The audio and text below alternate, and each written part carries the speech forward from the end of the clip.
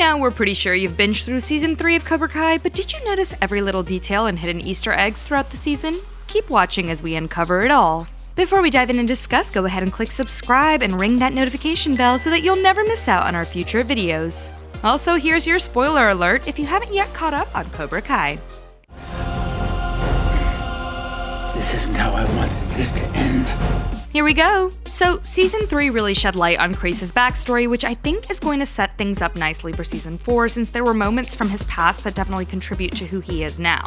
So, at the diner, the showrunners set things up for us to think that the varsity jock is Crease, since he sits down next to this girl and says, "They're the opponent, you don't show them mercy." Ding ding ding! We were convinced that this mantra had been circulating in Kreese's life since way back when. But it's only after we see the busboy back in the kitchen of the diner looking at a pamphlet for the army that we hear the manager bark, "Crease, those tables are not gonna bust themselves," and we realize who Crease actually is in the scene. But here's the juicy info. The guy who plays the football star, who we initially think is actually Crease, is played by Jesse Cove, the actual son of Martin Cove, who plays the adult Crease. This was a super smart move on the showrunner's part, since we're thinking, oh, he kind of looks like he'd be Crease, which makes sense because he actually does look like Crease. They also wanted us to see a different side to Crease other than just being the bully the whole way through, since him being the busboy allows us to see him in a totally different and unexpected light. Another Easter egg about the same scene, it starts out with a 47 Ford, the same kind of car that Mr. Miyagi gave Daniel in the first movie. The bully jock calls his car a piece of junk, saying he wants to get rid of it and buy himself some muscle, which further shows the dichotomy between someone like Daniel and someone like the bully that we initially think is Crease. We wouldn't be surprised if it was actually the same car, since the franchise has actually had references to pulling cars from junkyards and patching them up. The license plate is different, sure, but wouldn't that be a cool connection? While Daniel and Kumiko have tea in Okinawa, much is revealed. She talks about why London was her favorite place to visit, especially having heard the Cranberries performing their popular song Dreams. The song seems to be a commonality, since in the 4th movie, Hilary Swank's character trains blindfolded with that very same song, Dreams by the Cranberries, playing in the background, and the monks at the monastery join in dancing with her.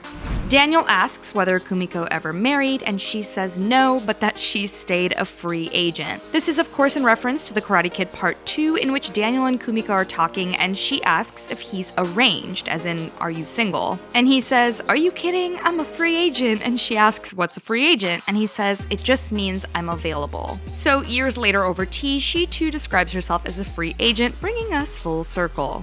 Interestingly enough, when it comes to parallels, Kumiko's life ended up sort of being like her aunt Yuki's, who also taught dance in Okinawa and never married, as she expresses to her young love Mr. Miyagi that she did so because he never returned. So Daniel asks in disbelief, I'm supposed to believe that no guy ever put a ring on your finger, to which she responds, none of them fought to the death for me, which of course is a nod to when Chosen took her hostage and made Daniel fight him, and he did so to save her. Friends, what do you think about Kumiko and Daniel's relationship, and did you notice that Kumiko and Daniel's story parallels Mr. Miyagi's and Aunt Yuki's? Definitely let us know in the comments. We already saw a reference to the famous scene where Daniel breaks the ice blocks in the second film in the 2nd season of Cobra Kai. Daniel brings the ice out onto the stage and is interrupted by Cobra Kai's demonstration of the blocks with fire. Fire and ice, of course. But interestingly enough, Season 3 also sported a reference to the ice blocks in a very subtle way, and if you blinked, you might have missed it. They're at the bar, and there are these cool blocks of ice that are being chipped away just to create ice pieces for their drinks. Red spaghetti sauce has a pretty important role since we're talking about references. So the country club is shown to be handing out spaghetti with red sauce, and we even see the chef say, don't skimp out on that sauce, which of course brings our attention to it. Well, this is a reference to the first Karate Kid film, in which Daniel crashes into a waiter when he sneaks into the country club's kitchen and finds Johnny kissing Allie, and gets the sauce all over him. So fast forward to the present, when it's actually Johnny who walks into the country club to find Daniel and Allie hugging. He's irritated, but we assume to show growth and that they're not clumsy teenagers anymore, Johnny narrowly misses getting hit with the spaghetti and sauce, and then he snaps at the waiter and shows him his white coat. This of course was a bit of a switch up, as well as a change from the first film, showing us that the tables sometimes do turn with time. The scene in which Allie introduces herself in the first film went down as a classic, in which he says, hey, you got a name? And she says, Allie, with an I. And then she asks, hey, what's your name? And in all his adorable, nervy teenage glory, he says, Daniel. with an L. Well, when Allie is reunited with Daniel at the country club, we hear her say, Daniel, with an L, and we all know, of course, that she's referencing the first time they met. The showrunners are so good at bringing back all that Karate Kid nostalgia. Ugh. This also seems to be a general thing throughout Karate Kid and Cobra Kai in general, since when we're introduced to Tori in Season 2 at the dojo, and Miguel asks her name, she says Tori, then proceeds to pin him down and says, with a Y, which actually led a lot of people to believe that Allie is Tori's mom. Add to that a misprint widely spread across the internet, citing Tori's name as Tori Schwarber, as in Allie Mills Schwarber, so people were almost convinced that she was Allie's daughter. But that was debunked, and it was confirmed that Tori's last name is actually Nichols. So we continue to theorize, friends. Speaking of Tori, anyone notice how she's wearing a skeleton zip-up hoodie in the scene she's fighting, well, mostly Sam, as a general payback attack on Miyagi-Do? This is a huge nod to the first film when we see Johnny and his friends wearing a similar skeleton outfit at the Halloween dance, when we see him chasing Daniel to beat him up. But of course, enter Mr. Miyagi and they all got their butts kicked instead. We've actually already seen the costume itself in Season 1 of Cobra Kai when Johnny gives it to Miguel to wear it to the Halloween dance, and also ends up in a fight at the end of the night, so all of that came full circle. But we still like to see it continue to be referenced, especially with Tori's dope hoodie during that intense fight scene.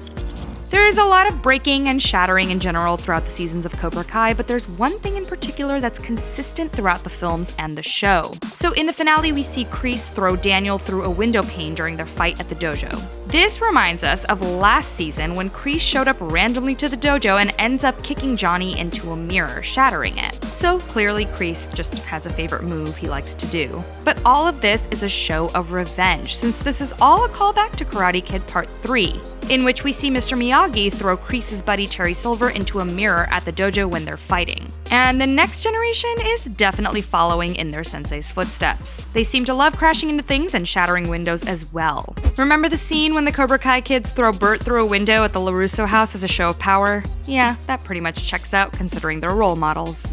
When the showrunners were throwing around ideas for Johnny's new dojo, which ended up being Eaglefang, they messed with the idea of using other predatory and powerful animals, including lions. But they landed on eagle for various reasons. Johnny has a large tapestry of an eagle at his place, not to mention his obsession with Iron Eagle, and Iron Eagle 2, which is part of his answer when Miguel asks what he likes. And we also see him watch the military films over and over again in the show, so yeah, he's a little obsessed. The Fang is apparently just to portray that Johnny's character would think that randomly using the word Fang would make it more powerful when really it just kind of doesn't make sense. One of the students says eagles don't have fangs, and Johnny throws a jersey at him, which gives the viewers a bit of a comedic moment since Johnny seemed to have been so proud of the name before being shot down.